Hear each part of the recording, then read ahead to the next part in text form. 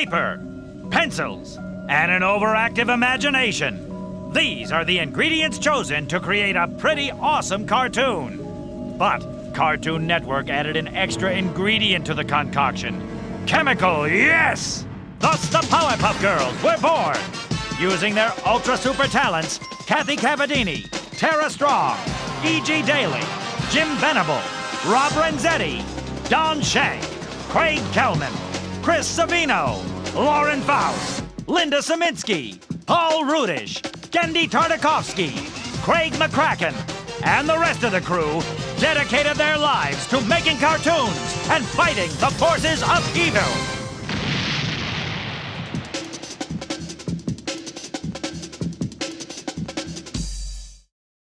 The city of Pittsburgh, where just minutes outside this steel metropolis in the small town of Charleroi, Pennsylvania. It's actually so small that I did an interview for a Pittsburgh paper once, and they didn't even know where it was. A block-headed boy was born. Since I was a little kid, I became obsessed with cartoons and just cartoon images. Shows like Underdog and all the superhero stuff like Superman and Batman. I started drawing when I was about 3 years old, but it just wasn't what I could see in my head at that point, because I was 3, you know, I could barely talk.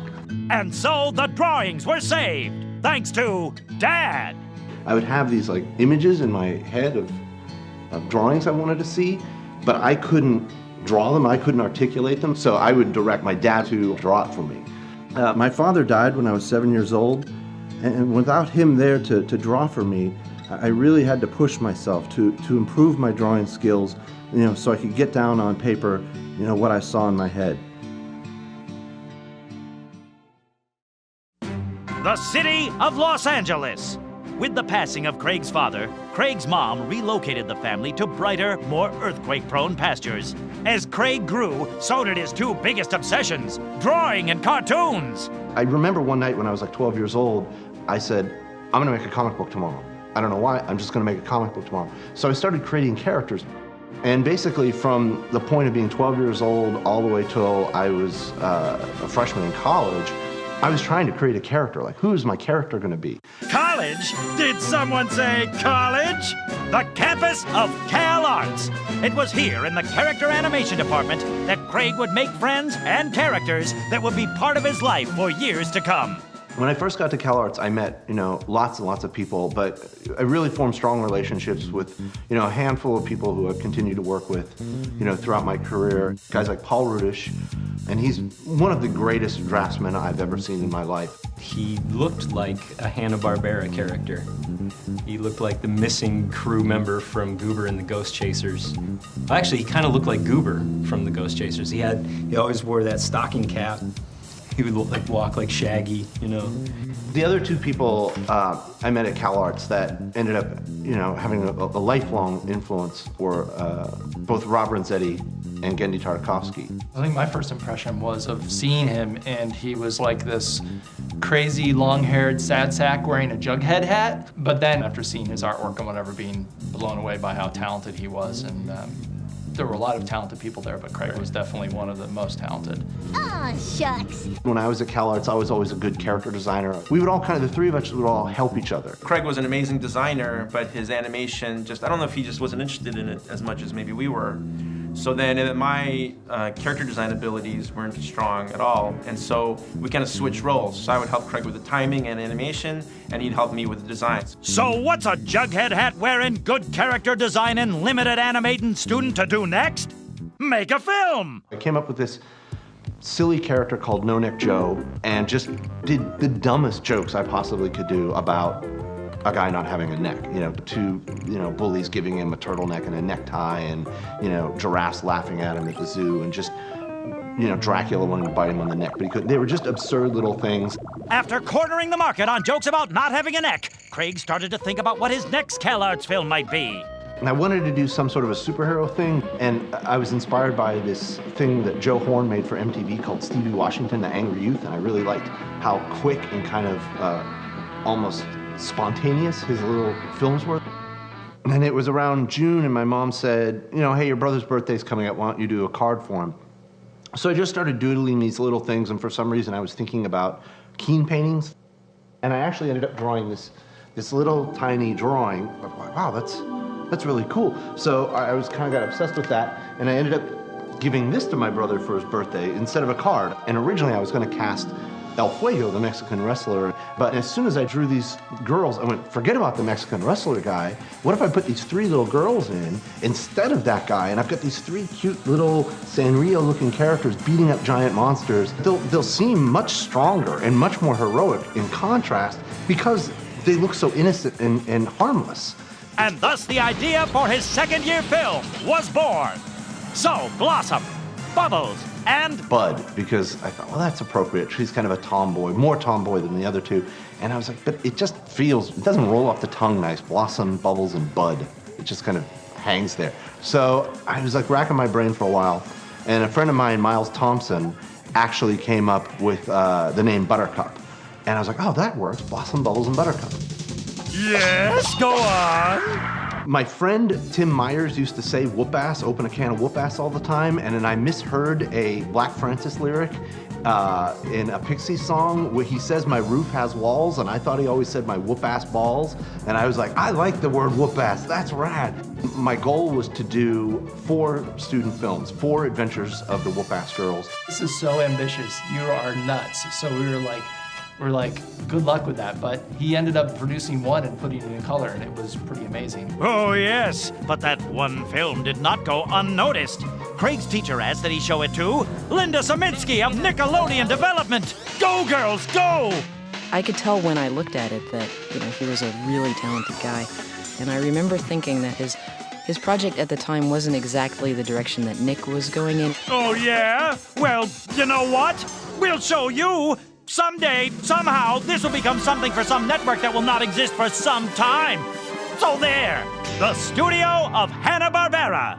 Unfazed by the pseudo-rejection, Craig left CalArts for the home of Fred and Scooby and started working with 2 stupid dogs and 7 smart CalArts friends. Here we were, just a bunch of young kids out of CalArts, kind of given the chance to work on a television series. We started coming in, and we're young, and we have all these ideas, and we want to change stuff and do stuff differently. It was great, though. We loved it. We had so much fun. We'd sit down and work, and then some days we'd just be going wild for like hours.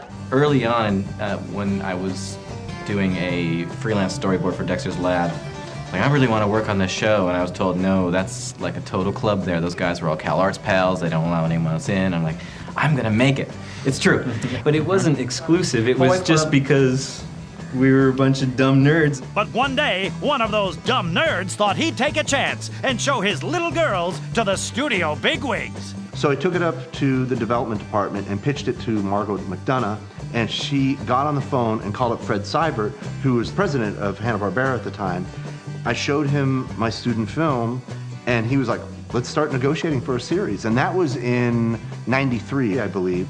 And I went back in the trailer with all the guys, and I said, I just think I sold a series. I think I just sold 13 and a half hours of Whoop-Ass Girls. Woo! Go, girls, go! So I was really excited about that, and we started, obvious contract negotiations for the series. As we were negotiating that, Hanna-Barbera kind of refigured their whole development plan and went, we're not going to greenlight series, we're going to start a shorts program. Then we're going to produce it with Cartoon Network, and this is where we'll find our next series. Oh, foiled again. But hey, at least we got a short. So get ready, cartoon fans, because here come the Whoop. We recorded the first short with Whoop-Ass. It went through fine. And Mike Lazo, the creative head of Cartoon Network, was at this cable buyers conference. He said, yeah, we're making this new short called The Whoop-Ass Girls. And some cable buyer or somebody stopped him and said, what? There were tons of different names. It was hard getting past Whoop-Ass for him for a long time. I couldn't for the life of me come up with another name. And we came up with every iteration that we could, and just nothing was fitting, and I was like, just none of these things felt right. And separately, 2 friends of mine, Paul Rudish and Zeke Cam, had actually come up with Powerpuff on their own. I was like, that's not bad, that's pretty good, I like that. So I kind of sat on it for a few days, and I thought it was interesting they both came up with it. And so then I just went, okay, that's going to be it. It's going to be Powerpuff. I think they should have kept it as Whoop-Ass Girls. So big whoop, we had to change the title. That didn't mean the girls weren't still all sugar, spice, everything nice, and an accidental can of whoop it. Uh-oh. We had to think of a replacement for the can of Whoop-Ass, and so it had to be some generic, mysterious concoction, so we came up with Chemical X. Now there's this whole subgroup of people out there who really think the whole show is all about ecstasy. It's not. Chemical X just sounded mysterious and it was quick and it was just like, okay, fine, Chemical X. Now we had a short with a kosher cable operator approved name and some totally non-drug related ingredient thrown into the mix. And it instantly was a hit, got greenlit into a series, and kids around the world loved it. Yes! Go girls! Get what? What? Now what? The first thing the network does is they want to get an impression of what kids think of it. So they do focus testing where they get a bunch of kids in a room, they show them these cartoons, and just get their feedback. We were called in, filled with excitement, told we were going to be shown a cartoon like we had never seen before. It was true. This is the worst cartoon ever! Jimmy Jerkface, 11 years old. It's terrible! What are they, bugs or something? Billy Bigmouth, 10. I'm gonna be sick! Peter Puker, age 11. Whoever made this should be fired! Mitch, the evilest child in the world, Mitchelson, 5. I'm sitting there with the president of Hanna-Barbera and Cartoon Network execs and behind this glass and going, well, there goes my career. I just totally blew it. I'm not going to ever get a chance to make this as a series.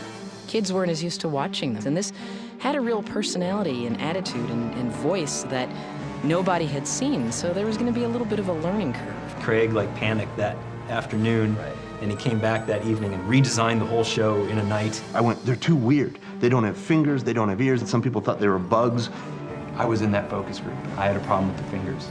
But I got this call from Mike Lazo, and he basically told me, he said, Craig, look, we like this short, and I know you got a negative reaction, but I'm much more interested in a negative reaction than a lukewarm reaction. We believe in it, and we want to do another short with it. Let's try this again. Got short number 2. Great, good, got it done. Now we're sure to go to series. So let's go, girls. Go what? Now what? Dexter's got greenlit first. Dexter's Laboratory, a short about a kid scientist and his annoying sister, created by Gendy and brought to life with help from Craig and Paul. It was Cartoon Network's first original series. So Craig became the art director. He also storyboarded a bunch of episodes. He was always in the writing team. He did a couple of boards that I just thought were the best things I'd ever seen. And I remember saying to Mike Lazo at that point, if Craig can do boards that are that funny, he can probably do anything. So maybe we should just go back to Powerpuff. In a weird way, I was glad I got to wait. I was glad we got to do 4 seasons of Dexter's and really learn how to make cartoons and tell stories and communicate characters. We made a lot of mistakes on Dexter and a lot of good things, but that's the way, that's the way you kind of learn. And so, yeah, it was invaluable to have that experience going for our second series. Really? For reals this time? Girls. Don't mess with me. Well, okay. This is gonna feel good. Go, girls! Go! The city of Townsville! Craig learned from working on Dexter's that the secret to any good show is great characters. So he tossed out his pitch for an all-background show and populated his world with some of the most bizarre inhabitants to ever grace the TV screen. We realized that the girls kind of form one complete person. Like separately, they're not as strong as they are together, and they're basically body, mind, and spirit. I play Blossom, and she is the leader. She has red hair, just like me, and she's highly intelligent, just like me. No, I'm kidding. And she's a little bossy. Yeah. A little? She's, okay, a little. Oh, no, you don't! What are you doing? You don't want to do it the proper way? Then you don't do it. Come on, Bubbles. Fine. Buttercup, I think, is the feisty of the feistiest, and I think loses her temper the most. But I think just very committed to what she's all about. Who's the strongest? Who's the toughest? Who's the coolest? Who should rule? Me! Me! Me! Bubbles is sweet, and she's very honest. Like, she's just is who she is, and she makes no apologies for it, and she'll talk to squirrels, and she'll try to save the day her own way, and she gets a lot of flack from the other girls because she's the tough one and she's the boss, and she's like they consider her the baby, so she like often tries to show that she's just as tough as they are, and I like when she gets hardcore and gets into it, but you know, mostly Hardcore! mostly she's the cutest, so that's why I got that role. Buttercup hurt Mojo's head, and I would have kissed it with a boo-boo, but then I remembered he was a bad monkey, so I kicked in his face! You know, we try to evoke a little bit of the girls' personalities in their design, in the sense that, you know, Blossom's the leader, so she's the one who has the bow. It's almost like the crown. She's like the central point. And, you know, Bubbles being the cuter one, you know, her pigtails are softer and a little, you know, girlier. And Buttercup being the aggressive one has the sharper, pointed, you know, short bob haircut. And a little more angles in her design. That particular style that he had was not common at that point. You know, there were a couple of new styles of animation on the air at that point, but not that particular sort of Hanna-Barbera meets UPA kind of look that Craig and Gendy were both doing. And so, you know, it really stood out. It was really interesting. In the early 90s, you didn't see a lot of that graphic, you know, fat black line stuff. And, you know, we did it with Dexter's and we did it with Powerpuff. And it kind of, I think when you're flipping channels, those shows really popped. But design-wise, character-wise, you know, and we were following Craig's thing, but we wanted the rest of the world to not, I mean, the girls had to be special, you know, so they're all curves, you know, all round, ellipses, and, you know, really cute. And so we had a lot of other, you know, angular characters, and, you know, to offset them, make them seem even stranger, right? So there's a little more influenced by, like, you know, 50s cartoons and 50s and 60s. Boring. Yeah. I'm falling asleep. And what would our good little heroes be without big bad villains? So Craig dug deep into his pop culture warped brain and summoned forth a cornucopia of evildoers. Kind of what we did with the villains is in my mind, I created this scale of how evil and how dumb. And basically, the amoebas are on the bottom end of that as the dumbest, pathetic, you can't achieve anything villains. And him is on the other end as the most evil villain. And Mojo's great because he's right in the middle. So you can make him stupid if you wanted to, but you could push him and make him a little more evil. And then the other villains kind of fall in different levels on that kind of graph in my mind. Mojo, monkeys are always good, evil monkeys are great, so that's just a cool visual to start with. But the green face, there was a show in the 70s from Japan called Spectre Man, and Spectre Man had this evil villain named Dr. Gory, who's this green-faced monkey, and it just looked cool. And then like his whole dialogue is based on like the English translation of Speed Racer. I do not talk like that. The way I communicate is much different. I do not reiterate, repeat, reinstate the same thing over and over again. I am clear, concise, to the point. The guys like the Gangrene Gang, the basic idea with them was what if Big Daddy Roth designed Fat Albert and the Cosby Kids? Boys, what is this? The amoebas were just classic, you know, thugs.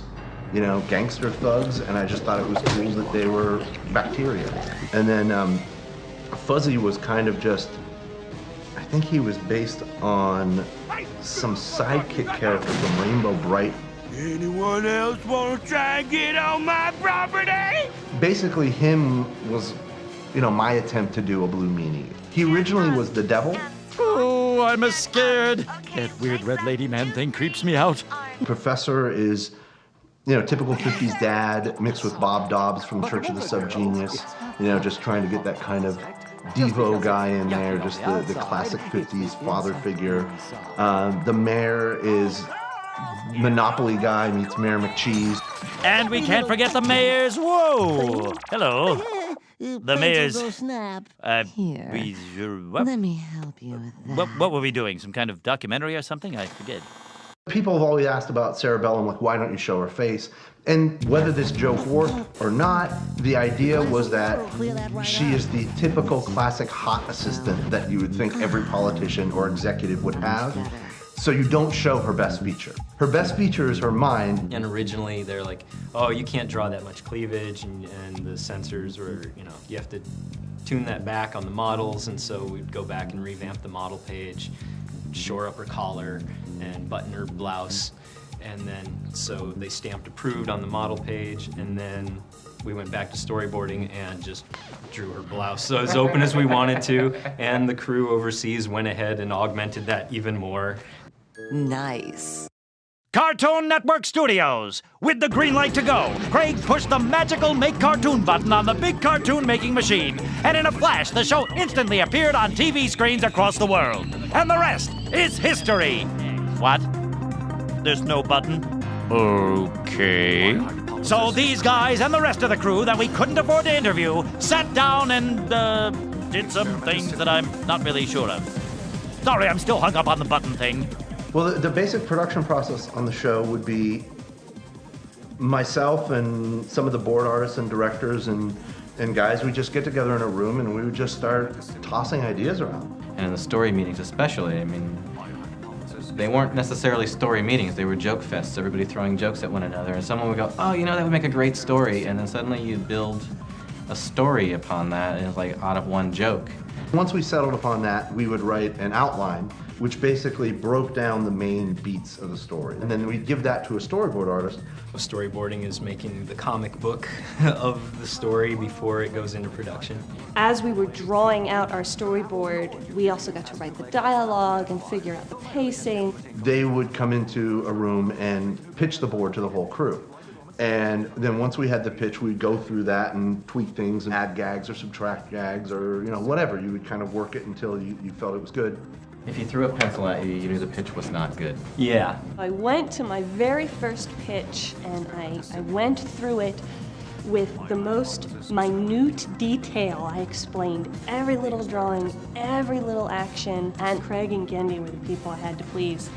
And Gendy came up to me and just said, you need to learn how to pitch faster. I pitch much faster now. I really learned my lesson. Once that board's been approved by the network, you then record all the voices. What's your fortune, Bubbles? You bring sunshine to all who surround you. I do! What's yours? Your quality is that of a leader. Others are sure to follow you. Ooh, that's true. What's yours, Buttercup?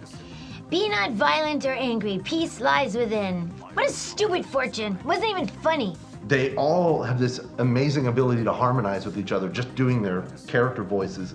La la la la la la makes the world go round. And then we'd take this whole package, which was the storyboard, the X sheets, all of the design work, and we would send that package almost as a blueprint to our overseas studio, Rough Draft Studios in Korea, and they would take this blueprint and then make the show. They would literally do all the animation. They would actually lay out the shots. They would animate the characters. They would color all the scenes, paint all the backgrounds, film everything, and then send us back film. And then we would then call retakes on that film saying this scene's wrong, or this is wrong, or there's a color pop here, or this isn't supposed to be timed this way. We'd cut it together, and then we'd start post-production, which is giving the film to the sound effects guy and to the composer. I started thinking in terms of, well, who's Blossom, who's Bubbles, and who's Buttercup, and what are their attitudes? And that's when ideas of like sort of giving Blossom a heroic brass kind of sound, giving Bubbles the belly kind of cutesy, not cutesy, but cute sound, and then giving Buttercup her kind of rock sensibility, her sort of edge, if you will.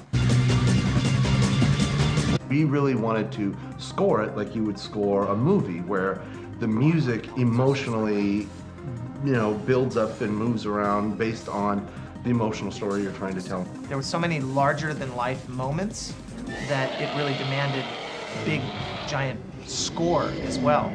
So really the sort of tone and sound of the music of the show became 50s monster music meets big beat techno. It's good. Dun dun dun dun dun dun dun dun, dun, dun, dun, dun, dun. I'm not a singer. And then once you had that, you would do the final delivery of a finished episode to Cartoon Network. Wait, that was just one episode? And you guys made 137 of these things? Woo! No wonder Craig's got those raccoon eyes. Work, work, work. That can't be all these people did. Come on, let's get some dirt. It was a fun show. I mean, it was an amazing show. We're so many stories, right? We can't even, I mean, like, where do we start? Yeah, it's mind-boggling. I mean, that's why we're having trouble really getting going, because there's just, I mean, the stories are countless. Like, there was the one where Craig didn't walk into my office that one day and didn't say anything, and it was uneventful. That was really crazy. Shocking. She was always, you know, like either texting. Yeah, look at her, I'm a mom. Or her cell phone would go off. Oh, scandalous. Come on, guys, give me something crazy. Don't hold back. I was wearing a pirate hat. They used to call me Lingo. Shower curtain rings, they were everywhere. Naked mayor, naked mayor, naked mayor. Yeah, we want to get the light off those nipples. They just explode and die. I have a malformed rib. Okay. Right when we started the show, the Nintendo 64 came out, and everybody on the crew was playing Legend of Zelda, myself included. So it got to the point where we had a production meeting because some of the guys were late on their boards, and Gendy and I sat down with everybody, and I was like, all right, what level is everyone on in Zelda? Who's almost finished? And Gendy got so mad. Every time a new video game came out, that was just ridiculous. Basically, the studio shut down for about a month, and so that we could all get through that, and then we'd come to work and we'd collaborate on like all the puzzle-solving techniques. And did you get this clue? And oh, what you need to do, and give each other hints. And that's pretty much what the workday was about. Yeah, you nerds may draw girls, but I bet you never talked to one. And of course, the biggest highlight of working on the show was meeting my husband, Craig McCracken. Yeah, Craig and Lauren sitting in a tree. D-R-A-W-I-N-G. Drawing. And my friend Randy Myers was a timing director on Powerpuff Girls and told me that they were looking for story artists, and I was actually a big fan of the show. I went to Randy and I'm like, who is this girl that keeps coming in and see, who is she? What is going on? I mean, she's really cute. And he's like, oh, that's my friend Lauren. She's taking a board test. I'm like, oh, okay, all right. You know, she's single? Love tends to cloud judgment. So Craig got a second opinion to make sure he was thinking with his head and not his pickle. Thank you, Mayor. I took the test to Gendy and I said, Gendy, you know, take a look at this test. She's a friend of Randy's. And he's like, well, what do you think? And I'm like, just look at it. Just look at it. So he went into his office and a few minutes later came out and he's like, this is really good. This is really good. I was like, that's what I thought. Great. I think we should hire her. So I was guilt-free. Oh, goody! It was a very nerve-wracking experience for me because he was coming around to talk to me all the time, and I was falling for him, but I was so afraid of what people would think. And because it was getting so distracting for me at a certain point, I realized that I wasn't getting my work done because I was so preoccupied with all this. I was like, well, if I don't start dating him, I'm gonna get fired because I'm not getting my work done. As our lovers' hearts were exploding, something else was as well. Craig's little girls were getting bigger than he ever imagined. I thought at best we would make a show that kids would like and find fun, and then maybe kind of some hipster college kids would cue in on. It wasn't designed to be a hit, kind of just happened naturally. We were able to make what was in our minds and not be inundated with standards and practices notes, etc., like what you can and can't do. There was trust. Pretty much Cartoon Network was pretty open about letting us get away with things. We were able to give him a lot of creative freedom. We opted to work with him knowing that he was very much in sync with what we were trying to do. It gave this show that was predominantly a kid's show, it gave it a little bit of an edge that an adult watching could pick up on and go, oh, I appreciate that. That joke's for me. That's not for my kid. And it's okay that my kid doesn't understand it, but there's something I can get out of it, which is true to classic cartoon making. You know, Bugs Bunny, you know, has those elements. Bubbles, it's a bow tie and it goes down here. And cologne, breath mints, and cufflinks, and some of these. We never really made the show for kids. We always just made it for us. I think it was very exciting at the time for Cartoon Network to actually have a hit. An action-packed cartoon that's more stringy. The LA Weekly raves. Perfect. And the New York Times calls it appealingly eclectic and sardonically hip. USA Today says the Powerpuff Girls should appeal to cartoon fans of Asia. Within about 3 weeks of it being on the air, they started getting calls to license it. And boy, did they ever license those girls! Maybe if we were lucky, we'd get maybe like a few t-shirts in a couple of record stores or some hip stores. I mean, that's all I really thought could possibly happen. And the next thing you knew, it blew up, and it was pretty much everywhere. These are like friggin' huge. Yeah, they're big. We had this episode called Collector, where there was this character, this villain named Lenny Baxter, and he was collecting all the Powerpuff merchandise. But we couldn't use any real merchandise because it might appear to be a commercial for the products. So we started coming up with the most obscure things like meat packing things and golf clubs and waffle makers, and just like, okay, this is never gonna happen. And it got to the point where the products got so crazy that there were waffle makers. Delta produced this plane that would just fly up and down the coast, and the Powerpuff Girls were on it. The real one's a lot bigger than this. It has gotten to a certain point where there was so much merchandise, and the only way I could find out what was getting made was to go onto eBay. And it wasn't just your standard dolls, t-shirts, and airplanes that featured the girls. There were reimagined spin-off series, freaky costume stage performances, chart-topping albums. But all of these amazing things paled in comparison to the one piece of merchandise that sealed Powerpuff Girls into pop culture history. If you get a piñata, that means you've made it. Okay, a hit show, rich fat cats, scary knockoffs from Mexico, and more stuff than you can fill a landfill with. What's next?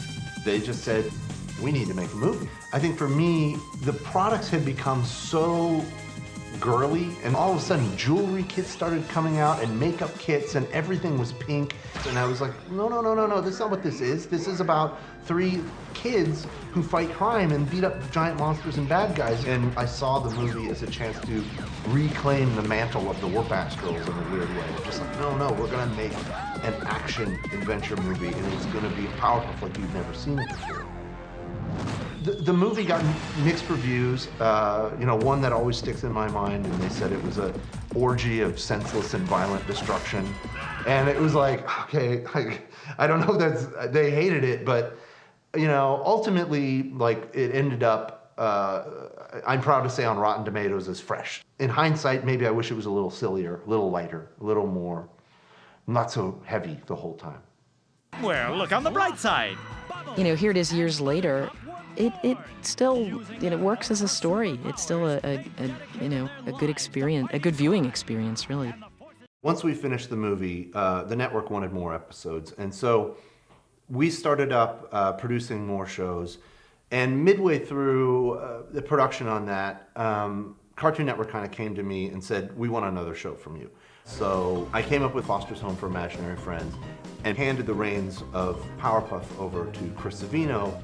We had done so many stories that it felt like, well, who's the monster this time? What's the joke? How do they fight him? What happens in the, when they come together in the end? So it was tough, but it's a really difficult pair of shoes to fill if you don't have the person whose vision it is filtering everything through them, or at least asking them. And not that he wasn't available to talk to, but he too was very busy. But ultimately, we were proud of the shows we did. At a certain point, Cartoon Network came to us and said, well, what about 7? What about a 7th season? And Chris and I both said, no, I think it's time. It's over with. It had its run. It kind of ran its course. And we would hate to continue making a show when we're just kind of hitting the same notes and repeating ourselves. And we wanted to kind of go out while it still was good. And so, from a block-headed boy obsessed with cartoons to a block-headed man obsessed with cartoons, Craig McCracken created some of the funniest and weirdest cartoon... Wait, hold on. Does this mean it's over? No, it can't be. It can't be over. I hate goodbyes. No, girls, no! Don't go, girls, go! 2008 is the 10-year anniversary of the premiere of Powerpuff Girls. And to celebrate the 10-year anniversary, we're doing a new episode. Just a new 22-minute episode. Woo! 10-year anniversary! anniversary, baby! Yeah! And that means it's not over. That means there'll be more stupid, silly butt-kicking, more maniacal monkeys, flamboyant demons, and furry hillbillies. But most importantly, it means that I get to say... So, once again, The day Is saved. thanks to The Powerpuff Girls! Tom, you're out of a job. Welcome